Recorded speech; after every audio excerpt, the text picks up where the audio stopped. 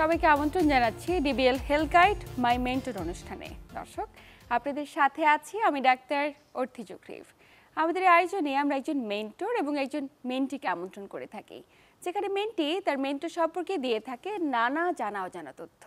পাশাপাশি শিক্ষা কিংবা কর্মজীবনে একজন মেন্টর তার মেন্টির প্রতি কতটুকু দায়িত্ব কিংবা কর্তব্য পালন করতে পারে এবং তাদের পারস্পরিক সম্পর্কে বা কীরকম, এবং পাশাপাশি তারা যে বিষয়ে দক্ষ সেই বিষয়গুলো নিয়ে আমরা আলোচনা করে থাকি। দর্শক, তারই ধারাবাহিকতায় আজ আমরা আমন্ত্রণ জানিয়েছি দুজন বিশেষ অতিথিকে এবং আলোচনার বিষয়বস্তু নির্ধারণ করেছি দাঁত এবং কানের যত্ন। আলোচনার জন্য আজ মেন্টি হিসেবে উপস্থিত রয়েছেন ডাক্তার সাবরিনা হোসেন হীরা, যিনি consultant Ibn Sina D lab and consultation centre, এবং তারই মেন্টর হিসেবে রয়েছেন অধ্যাপক ডাক্তার মোহাম্মদ আব্দুর রহমান, যিনি সাবেক অধ্যাপক এবং ইউনিট প্রধান, নাক কান গলা বিভাগ, জাতীয় নাক কান গলা ইনস্টিটিউট ও হাসপাতাল। দুজনকে স্বাগত আমাদের আজকের আয়োজনে। আমরা এই অনুষ্ঠানে যারা আমন্ত্রিত অতিথি হিসেবে আমন্ত্রণ জানাই, যে সমস্ত অতিথিরা আসেন তাদের মাঝে প্রত্যেকেই মেন্টর যারা তিনি যে বিষয়ে দক্ষ চিকিৎসক, মেন্টিও সম বিষয়ে দক্ষ চিকিৎসক সবসময় হয়ে থাকে, কিন্তু আজকের প্রেক্ষাপটটি সম্পূর্ণ ভিন্ন। আমাদের যিনি মেন্টর রয়েছেন তিনি নাক কান গলা বিশেষজ্ঞ এবং আপনি একজন দন্ত বিশেষজ্ঞ চিকিৎসক। তো স্যার, আপনার মেন্টি কি করে হয়ে উঠলো বা মেন্টর হয়ে ওঠার গল্পটা আপনার কাছে জানতে চাই স্যারের। ধন্যবাদ। আসলে সবাই মেন্টর হিসেবে পেয়ে থাকে মেডিকেল লাইফে, আমার ব্যাপারটা একটু ভিন্ন। আমি আমার প্রফেশনাল লাইফে এসে স্যারকে পেয়েছি। স্যারের personality, sir caring, patient handling, patient treatment এবং সর্বদাই হাস্যোজ্জ্বল একজন আন্তরিক অমায়িক মানুষ হিসেবে আমার ভালো লেগেছে সবসময়ই, এবং সবসময় ওনার সুন্দর সুন্দর ব্যবহার, রোগীদের প্রতি আন্তরিকতা, এগুলো দেখেই আমার সবচেয়ে বেশি ওনাকে মেন্টর হিসেবে ভালো লেগেছিল। চমৎকার বলেছেন স্যার। আপনি তো একজন শিক্ষক এবং দীর্ঘদিন আপনার অভিজ্ঞতা, ক্যারিয়ার রয়েছে এবং অসংখ্য মেন্টি আপনার সাথে দীর্ঘ সময় পার করেছে। তো একজন শিক্ষক হিসেবে মেন্টিকে আপনি কি পরামর্শ দেবেন যে তারা কি কি ধরনের জীবনাদর্শিতা কিংবা তাদের জীবনধারায় কোন ধরনের পরিবর্তন আনলে তারা সফলভাবে একজন ফিজিশিয়ান হতে পারে? ধন্যবাদ আপনাকে। আমি সর্বপ্রথম স্মরণ করতে চাই এই জুলাই আগস্টে গণবিপ্লবে যারা আত্মাহুতি দিয়েছেন, যারা শহীদ হয়েছেন তাদের আত্মার মাগফিরাত কামনা করছি, এবং যারা আহত হয়েছেন তারা দ্রুত সুস্থ হয়ে যান, আল্লাহর কাছে এই কামনা করছি। একজন মেন্টি আমি সবসময় মনে করি যে জ্ঞানের দিক থেকে সবসময় তার অনুসন্ধিৎসা থাকবে এবং জ্ঞান অর্জন করবে এবং দক্ষতা বাড়াবে, এবং সেটা রোগীর উপর সঠিকভাবে প্রয়োগ করবে যাতে মানবজাতির উন্নয়নে তার অবদান থাকে, এবং যত অবদান রাখতে পারবে আমি ততই নিজেকে সার্থক হিসেবে মনে করব। চমৎকার বলেছেন। এবং আপনি দীর্ঘদিনের অভিজ্ঞতা, নানা ধরনের রোগীও ডিল করছেন। তো আজ তো আমাদের আলোচনার বিষয়বস্তু দাঁত এবং কানের যত্ন। তো এই দীর্ঘ অভিজ্ঞতার আলোকে কানের সাধারণত কি কি ধরনের জটিলতা নিয়ে রোগীরা আপনাদের শরণাপন্ন হয়ে থাকে? কান আমাদের পঞ্চেন্দ্রিয়র একটি অংশ। পঞ্চেন্দ্রিয় আমরা যা দিয়ে বাইরের জগতের সাথে আমরা যোগাযোগ স্থাপন করি, শ্রবণ শক্তি, দৃষ্টিশক্তি, স্বাদ, ঘ্রাণ, এগুলো দিয়ে। এগুলো ছাড়া আমরা বাইরের জগৎ উপভোগ করতে পারবো না। আল্লাহ তাআলা আমাদেরকে এই অপার মহিমা দিয়েছে, যার ফলে আমরা আসলে জীবনকে কত সুন্দরভাবে আমরা উপভোগ করতে পারি। শ্রবণ শক্তি যদি লোপ পেয়ে যায়, তাহলে যার লোপ পেয়ে যায় সেই বুঝতে পারে যে কি থেকে সে বঞ্চিত হচ্ছে। আমার কাছে কানের যে ইয়েগুলো নিয়ে আসে, সমস্যাগুলো নিয়ে আসে, তার মধ্যে দেখা যায় যে কানে ব্যথা, কান দিয়ে পানি পড়া, পুঁজ পড়া, কানের মধ্যে ফরেন বডি, এগুলো নিয়েই আসে মূলত। রোগ হিসেবে যদি আমি দেখতে চাই তাহলে সাপ্রেটিভ ইনফেকশন এগুলো নিয়ে আসে, ফরেন বডি নিয়ে আসে, এবং মাঝে মধ্যে কানের ব্যথা, কানের কারণ ছাড়াও কানের ব্যথা নিয়ে আমার কাছে আসে। কিছু কিছু রোগ হিসাবে আসে, এবং কিছু কিছু ক্ষেত্রে দেখা যায় যে আমরা নিজেরা সেগুলোকে তৈরি করে তারপরে আমরা রোগী হয়ে আসি। তো নানা নানা ধরনের কানে জটিলতাই পেয়েছেন আপনি এত বছরের ক্যারিয়ারে। কানের বিষয়গুলো জানবো, কিন্তু একটু ম্যামের কাছে যেতে চাই। আপনি তো দন্তরোগ বিশেষজ্ঞ চিকিৎসক, দাঁতের সাধারণত কি বিষয়গুলো আপনাকে দেখতে হয় এবং সাধারণত কি কি ধরনের রোগীরা জটিলতা নিয়ে আপনাদের শরণাপন্ন হচ্ছে? ধন্যবাদ। দাঁতের অনেকগুলো সিমটম থাকে যেগুলো সাধারণত বেশি রোগীরা সমস্যাযুক্ত হয়ে আসে। সেগুলো হচ্ছে এসে বলে যে দাঁতের মাড়ি দিয়ে রক্ত পড়ছে, মুখে দুর্গন্ধ হচ্ছে, দাঁত শিরশির করছে, দাঁত ব্যথা হচ্ছে, কিছু খেতে পারছি না, খেতে গেলে অস্বস্তি হচ্ছে, কিছু খাবার ঢুকে যাচ্ছে দাঁতে। এই ধরনের সিমটমগুলো নিয়ে বেশি আসে। তো এই যে সমস্যাগুলো হচ্ছে, তার মাঝে সবচেয়ে কমন জটিলতা কোনটি বলে আপনি মনে করেন? এগুলো থেকে সবচেয়ে বেশি কমন জটিলতা নিয়ে আসে যে মানুষ তো দাঁত থাকতে দাঁতের মর্ম বোঝে না। যখন দেখা যাচ্ছে যে দাঁতের একটা এক্সট্রিম পর্যায়ে চলে যায়, হালকা শিরশির করলো, হালকা একটু ডিসকমফোর্ট ফিল করলো, কিন্তু একটা সময় ব্যথা শুরু হয়ে গেল, তখন মানুষ না পেরে দেখা যাচ্ছে ডক্টরের শরণাপন্ন হতে হয়। ঠিক আছে, তখন এই জাতীয় সমস্যাগুলো বেশি ফেস করতে হয়। নিশ্চয়ই স্যার, একটু আপনার কাছে যেতে চাই। আমরা তো অনেক সময় দেখে থাকি ছোট বাচ্চারা তীব্র কানে ব্যথা করছে, ছটফট করছে, কান্না করছে, কিন্তু কানটি আসলে কি কারণে ব্যথা অভিভাবক অনেক সময় বুঝতে পারে না। আবার অনেক সময় দেখা যায় তারাই টর্চ দিয়ে কানটি চেক করেছে, চেক করে হয়তো বা লক্ষ্য করছে কিছু একটা বিষয় কানের ভিতর চলে গিয়েছে, তারা নিজেরাই খোঁচাখুচি করতে গিয়ে কানটি থেকে রক্ত বেরিয়ে আসছে, তখন গিয়ে আপনাদের শরণাপন্ন হচ্ছে। এই বিষয়গুলোকে আপনারা কিভাবে দেখেন আসলে? এগুলো কতটুকু যৌক্তিক এবং এ ধরনের কেসে আপনার পরামর্শ কি থাকবে? ধন্যবাদ। আমি একটু আগেই জিনিসটা উল্লেখ করেছিলাম যে কিছু কিছু রোগের জন্য আমার কাছে যেমন রুগী আসে, কিন্তু কিছু কিছু জিনিস আমরা নিজেরা তৈরি করে রুগী হয়ে আমরা আসি। এর মধ্যে এইরকম একটা সমস্যা যেটা কটন বাড ব্যবহার। কটন বাড কানের পরিচর্যা এবং কটন বাড ব্যবহার, এটা আসলে যদি আমি সৌন্দর্যের দিক থেকে বলতে চাই বা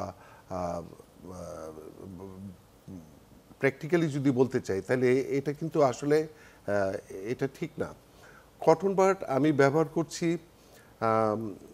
যে ময়লা থাকার কারণে বা বার করার কারণে বা কান পরিষ্কার করার কারণে, কিন্তু আমি কি খেয়াল করে দেখেছি যে আমার পঞ্চেন্দ্রিয়র একটা ইন্দ্রিয়, আমি যেটা করছি সেটা আন্দাজে করছি। আপনাকে যদি একটা পাইপের মধ্যে বল ঢুকে একটা লাঠি দিয়ে আনার চেষ্টা করতে বলা হয়, তাহলে এটা কি আনা সম্ভব? সম্ভব না। লাঠি দিয়ে এই ময়লাটা আরও ভিতরে যাবে।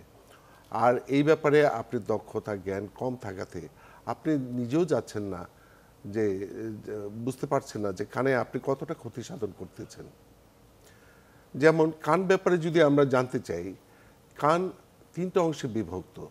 আমরা বাহির থেকে কানের যে অংশটা দেখছি, এটি শুধু কান না, এটা একটা ট্রাম্পলেট। এটা দিয়ে শব্দকে ভিতরের দিকে ঢুকানো হচ্ছে, কিন্তু ভিতরের অংশগুলো কিন্তু ঠিক তার বিপরীত, অর্থাৎ ক্ষুদ্র থেকে ক্ষুদ্রতম। যেমন বাইরের কান পর্দাতে যে শেষ হয়, পর্দা থেকে আবার শুরু হয় মধ্যকর্ণ, যেখানে ক্ষুদ্র ক্ষুদ্র তিনটা অস্থি থাকে, যে সাউন্ডকে নিয়ে যে আবার ভিতরের কর্ণে অন্তর্কর্ণে দেয়, যেখানে থাকে সেন্সর। এই সেন্সর থেকে এই নার্ভগুলো তৈরি হয়ে ব্রেনে যায়, তখনই আমরা শুনতে পারি। অর্থাৎ মেকানিক্যাল ভাইব্রেশন ওই সেন্সরে যে একটা নিউরোলজিক্যাল একটা ইম্পালস হয়ে আমরা আমাদের ব্রেনে পৌঁছায়। এই যে ক্ষুদ্র ইয়েগুলো, এই আণুবীক্ষণিক, অর্থাৎ এটা আমি স্বাভাবিক চোখে দেখে বুঝতে পারবো না। আমি যখন কটন বাড দিয়ে এটাকে যখন এলোমেলোভাবে আঘাত করব, তখন এখানে ক্ষত সৃষ্টি করব, অস্থিগুলোর চ্যুতি করব বা অন্তর্কর্ণের ধ্বংস করে দিব। সেই ফলাফল হিসাবে আমার কি হবে? আমি বধির হয়ে যাব, শ্রবণ শক্তি হারাবো। সেটা সাময়িক হতে পারে, চিরতর হতে পারে, এবং সেই ক্ষেত্রে আমি একটা ইন্দ্রিয় থেকে বঞ্চিত হব। সুতরাং এই জিনিসটা আমি ব্যবহার করার সময় আমাকে অবশ্যই সতর্ক হতে হবে। কটন বাডটা আবিষ্কার হয়েছিল 1923 সালে। পোলিশ বংশোদ্ভূত একজন আমেরিকান, উনি ডিও জানস্টিং সাহেব, উনি খেয়াল করলেন ওনার স্ত্রী ওনার বাচ্চাকে একটা টুথপিকের আগে তুলা বা কাপড় পেঁচিয়ে কান পরিষ্কার করতেন। উনি এটা খেয়াল করার পরে বাণিজ্যিকভাবে উনি কটন বাড তৈরি করলেন, যেটা তখন থেকে এখন পর্যন্ত চলছে এবং উন্নত বিশ্বে থেকে আমাদের এখানে এটা সমানভাবে জনপ্রিয়। এবং আপনি খেয়াল করে দেখবেন যে আমরা যখন কটন বাড ব্যবহার করি তখন চোখ এবং কান দুটো কিন্তু দুই জায়গায় থাকে। আমি কিন্তু সামনের দিকে দেখি না, অর্থাৎ আন্দাজ মতো আমি কানকে ব্যবহার করছি, ম্যানিপুলেট করছি। এতে ক্ষতি সাধন হচ্ছে, আমি নিজেও বুঝতে পারছি না, দেখেও বুঝতে পারছি না। সুতরাং এটা আমার আসলে আমার জ্ঞানের মধ্যেই থাকছে না। ঠিক তেমনিভাবে বাচ্চাদের সামনেই এটা ব্যবহার করছি, বাচ্চাদের নাগালের মধ্যে থাকছে। বাচ্চারাও অধিকতর কৌতূহলী, তারা কিন্তু এই কটন বাড যখন পাচ্ছে তারা কিন্তু সেইভাবে ব্যবহার করে ক্ষতির সম্মুখীন হচ্ছে।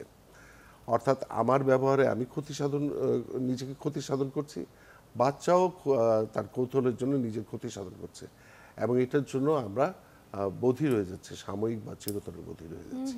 তার মানে কটন বাড ব্যবহার করার ক্ষেত্রে অবশ্যই সতর্কতার কোনো বিকল্প নেই, এবং কটন বাড ব্যবহার না করে যদি কারো কানের ভিতরে কোনো পুঁথি ঢুকে যায়, কোনো সন্তান খেলতে খেলতে কানের ভিতরে অনেক সময় বিচি ঢুকিয়ে দেয়, অনেক কিছু ঢুকিয়ে ফেলে কিন্তু, এবং এটি পরিষ্কার করার মাধ্যম কখনোই কটন বাড হতে পারে না। সেক্ষেত্রে কখন চিকিৎসকের কাছে যাবে, আমি এই বিষয়টি নিয়ে আলোচনা করব, তবে একটু ম্যামের কাছে যেতে চাই। আমরা তো দাঁতে নানা সমস্যা নিয়ে কথা বলছিলাম, কিন্তু আমাদের দেশের প্রেক্ষাপটে আমরা প্রত্যেকটি পরিবারে কোনো না কোনো ব্যক্তি দেখি যে দাঁত ব্যথায় ভুগছে। তো এই যে এত ব্যক্তিরা দাঁত ব্যথায় ভুগে থাকে, এটার পিছনে কোনো সুনির্দিষ্ট কোনো কারণ রয়েছে? দাঁতের ব্যথাটা হুট করে তৈরি হয় না, এটা লং টাইম একটা প্রসিডিউর ব্যাপার। যখন অনেক দিন ধরে ওরাল হাইজিনটা ঠিকঠাক মেনটেন হচ্ছে না, দাঁতে খাদ্য কমান জমে জমে দাঁতে ময়লার সৃষ্টি হচ্ছে, একটা সময় হয় কি দাঁতের যে 3টা স্তর থাকে, এনামেল, ডেন্টিন অ্যান্ড পাল্প, যখন দাঁতের উপরের স্তরটা যেটাকে আমরা এনামেল বলি এখানে অ্যাট্রাক্ট হয় আগে, যখন এনামেলটা ক্ষতিগ্রস্ত হয়ে যায়, হওয়ার পর তখনও আমরা বুঝতে পারি না যে এখানে ব্যথা তেমন হচ্ছে না।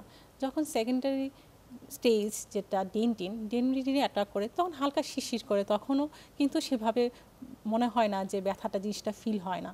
যখন ডেন্টিন ওভার করে ক্রস করে গিয়ে এনামেল ডেন্টিন চলে গিয়ে পাল্পে চলে যায়, ডাক্তার যেটাকে আমরা মজ্জা বলি, পাল্প হর্ন, সেখানে যখন চলে যায় তখন ব্যথা শুরু হয়ে যায়। তখন আমরা বুঝতে পারি যে দাঁতে প্রচণ্ড রকম একটা কষ্ট হচ্ছে, ব্যথায় অস্থির হয়ে যাচ্ছে রোগীরা। তো এই যে একটা নির্দিষ্ট সময় পরে গিয়ে কিন্তু বুঝতে পারছি যে দাঁত ব্যথা করছে, তো এই দাঁত ব্যথা যাতে না হয় সে দর্শকদের উদ্দেশ্যে আপনার পরামর্শ কি থাকবে? অবশ্যই ফার্স্টে আমি বলবো যে ওরাল হাইজিনটা ঠিকঠাক মতো মেনটেন করতে হবে, এবং এই যে ওরাল হাইজিন মেনটেন করার বিষয়টি অত্যন্ত গুরুত্বপূর্ণ। কিভাবে মেনটেন করা যায় আমরা জানবো, তবে সময় হচ্ছে একটা ছোট্ট বিরতি নেবার। প্রিয় দর্শক, ডিবিএল হেলথ গাইড মাই মেন্টর অনুষ্ঠান থেকে নিচ্ছি ছোট্ট একটি বিরতি, সাথেই থাকুন।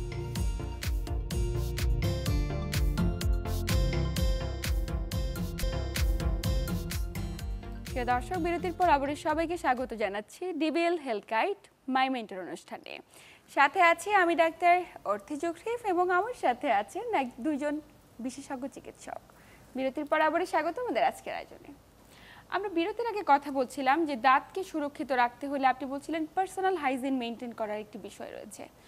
আপনি কি করে পরামর্শ দেবেন, কি কি ধরনের পার্সোনাল হাইজিন মেনটেন করা জরুরি? অবশ্যই এখানে ওরাল হাইজিনটা ঠিকঠাক মতো মেনটেন করতে হবে। যেমন ফার্স্ট অফ অল আমরা দাঁত ব্রাশ করি, দাঁত ব্রাশের ক্ষেত্রে দেখা যায় অনেকে বলে কি আমি একবার ব্রাশ করি, ঠিক আছে, রাতে ঘুমোতে যাওয়ার আগে ব্রাশ করে না, ঠিক আছে। দাঁত ব্রাশটা অবশ্যই কমপক্ষে ডেলি 2বার করতে হবে, একটা সকালে নাস্তা খাওয়ার পর, রাতে ঘুমোতে যাওয়ার আগে খাওয়ার শেষে করতে হবে। আর দাঁত ব্রাশের টেকনিকটা অবশ্যই প্রপার ওয়েতে হতে হবে, যেমন উপরের দাঁতটা উপরের মাড়ি থেকে নিচের দিকে ব্রাশ করতে হবে, এবং নিচের মাড়িটা নিচের থেকে উপর দিকে উঠাতে হবে, এভাবে ব্রাশটা করতে হবে। আর সেই সাথে খাদ্যকণা দাঁতের ফাঁকে যে আটকে থাকে সেজন্য ডেন্টাল ফ্লস অবশ্যই ইউজ করতে হবে। ডেন্টাল ফ্লসিং করে নিলে খাদ্যকণাগুলো উঠে আসলে দাঁতের মাড়িতে ময়লা জমে দুর্গন্ধটা তৈরি হবে না। এই যে বিষয়টি বলছেন ডেন্টাল ফ্লস ব্যবহার করা, ডেন্টাল ফ্লস ব্যবহার না করে আমাদের মাঝে টুথপিক কিংবা আলপিন ব্যবহার করার প্রবণতা অনেক বেশি, এটি থেকে কি হতে পারে জানবো, একটু স্যারের কাছে যাই। স্যার, যে বিষয়টিতে ছিলাম আমরা, যে আমাদের মাঝে ছোট ছোট বাচ্চা যারা খেলতে গিয়ে অনেক সময় দেখা যায় কানের ভিতরে কোনো একটি বিষয় ঢুকিয়ে ফেলেছে, পুঁথি ঢুকিয়েছে বা কোনো একটি বিচি ঢুকিয়ে ফেলেছে, এই বিষয়গুলো আমরা প্রায় হরহামেশাই দেখে থাকি। কিন্তু অভিভাবকরা যেটা করে, নিজেরা সেটি বের করার মতো অনেক কিছু ট্রাই করে এবং নিজেরা বের করার চেষ্টা করে, এবং এতে কতটুকু ক্ষতির কারণ হতে পারে বাচ্চাটির এবং কতটুকু যৌক্তিক বলে আপনি মনে করেন? আসলে একটা পাইপের মধ্যে বল ঢুকানোর পরে সেটা আনা যেরকম জটিল, ঠিক তেমনিভাবে একটা ফরেন বডিও কানের ভিতরে ঢুকানোর পরে লেমেনের জন্য আনা খুব কঠিন। এটা দুইটা পার্ট আছে। একটা পার্ট যেমন যে বাচ্চা ঢুকেছে সেই বাচ্চা যেরকম ভীত থাকে, আর যে আনতে যাবে তার যদি জ্ঞানের কম থাকে তাহলে, এবং সঠিক যন্ত্রপাতি যদি না থাকে তাহলে এটা আনা খুব কঠিন। কটন বাড একটা ভোঁতা জিনিস। এটা যদি আমি কানের ভিতরে কোনো ফরেন বডি থাকে, ফরেন বডি বলতে যেটা বোঝাই আমরা, সেটা হচ্ছে যে স্বাভাবিক কোনো কিছুর বাইরে যদি কিছু থাকে, যেমন কানের ভিতরে ময়লা হতে পারে, এটা কিন্তু তখন কোনো ফরেন বডি না। কিন্তু শক্ত হয়ে যদি এটা একটা শক্ত কণার মতো হয়ে যায়, তখন এটা একটা ফরেন বডির মতো আচরণ করে।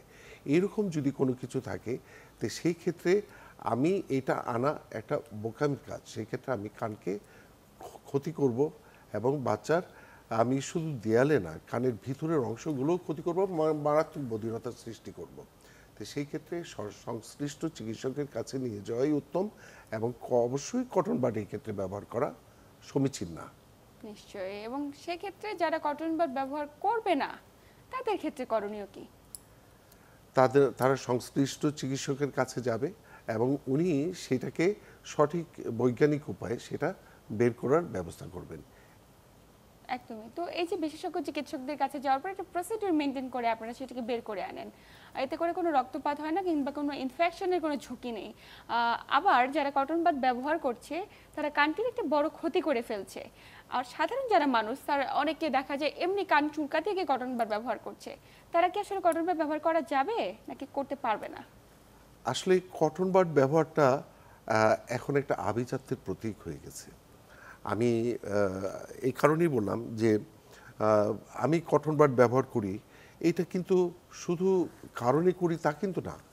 কারণের মধ্যে আমরা যেরকম বলি যে গোসলের পরে পানি ঢুকে গেছে বা কানের মধ্যে ময়লা আছে, এই কারণে আমরা কটন বাড ব্যবহার করি।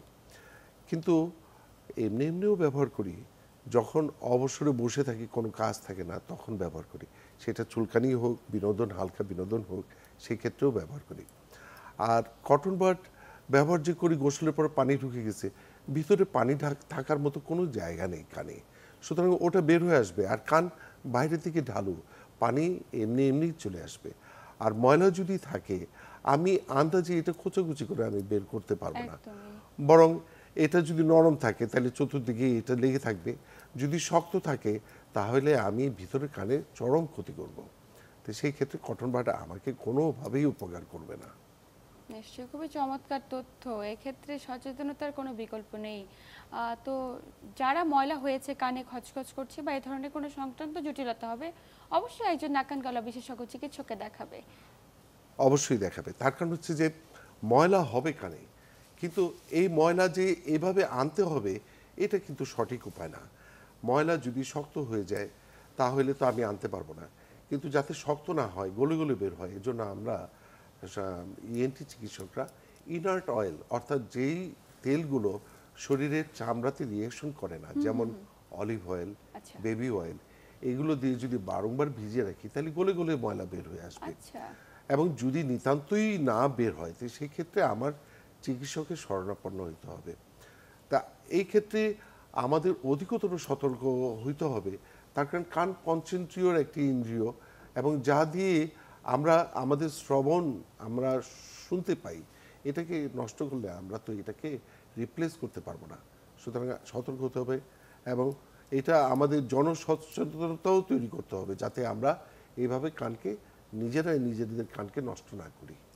নিশ্চয়ই, অত্যন্ত গুরুত্বপূর্ণ তথ্য দিয়েছেন স্যার। ম্যাডাম, আমরা আলোচনার একদম শেষ প্রান্তে। দুজনকে আন্তরিক ধন্যবাদ গুরুত্বপূর্ণ তথ্য এবং পরামর্শের মাধ্যমে দর্শকদের উপকৃত করবার জন্য। আপনাকে অনেক অনেক ধন্যবাদ। সেই সাথে ডিবিএল ফার্মাকে ধন্যবাদ, এত সুন্দর একটি অনুষ্ঠানের আয়োজন করার মধ্য দিয়ে আমাদেরকে এখানে এসে কথা বলার সুযোগ করে দেওয়ার জন্য।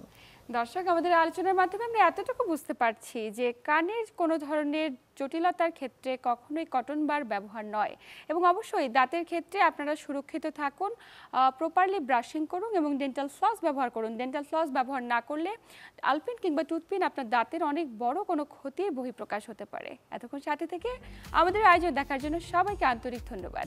সবাই ভালো থাকুন, সুস্থ থাকুন।